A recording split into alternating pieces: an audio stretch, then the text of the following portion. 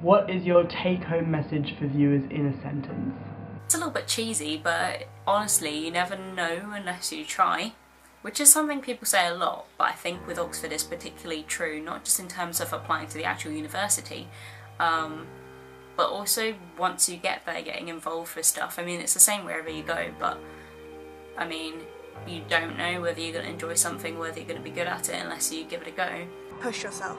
There's no point in going to Oxford or any university for 3 years and not pushing yourself. Leave your comfort zone, try new things, put your all into something, and you will get the most out of your university experience, and you will have the best 3 or 4 years of your life. You can have all the things. All of the things!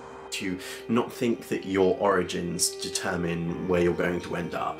I find it really, really depressing when I hear people say that Oxford isn't for the likes of them, whether that's because they are from a certain minority group or they go to a state school that doesn't perform very well, or a whole host of other factors that contribute to this myth that there is a particular type of Oxford student who is suitable for that academic institution. It's an erroneous idea that access efforts like this attempt to wage war against, and regardless of your wealth or your education, race or disability, if you have the right mix of drive and self-belief, passion for your subject, capability and admittedly to some extent luck, then you will get a place at Oxford. Mine is terrible and awful, and the advice that your parents give you that you never listen to but you know you should, and that is be yourself.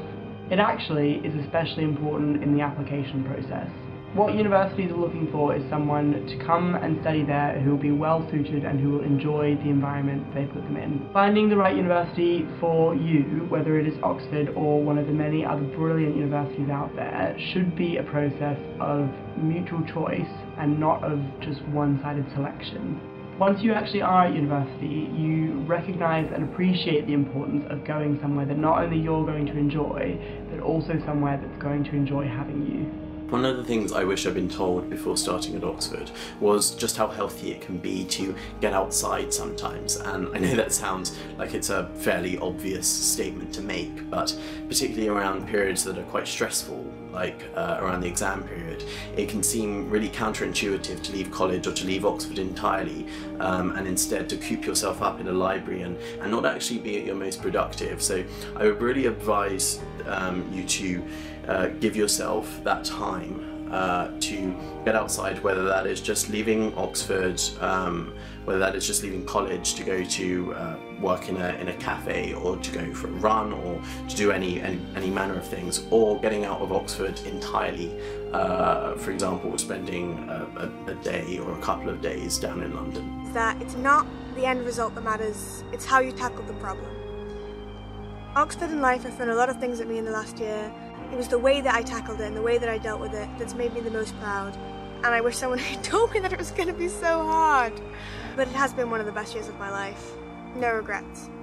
I have the corniest answers to these questions. I wish I'd been told that within reasonable realms, you can do whatever you want to.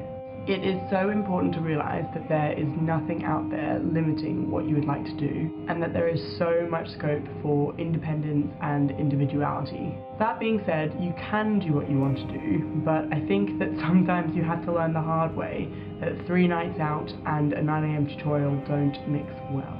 This is something I kind of realised once I was in my second year of university, because in first year I got very kind of super stressed out by the idea of doing exams. I think I ended up not making the most of my social and extracurricular activities and stuff. Whereas once I got into second year and third year, I kind of realised I'd rather leave Oxford with a low to average grade and have done lots of other fun stuff. I wish that that was something I'd kind of had in mind before I started, because Oxford does have a way of making you feel like you should always be working and that anything else you do is kind of a waste of time or something that you should feel bad about.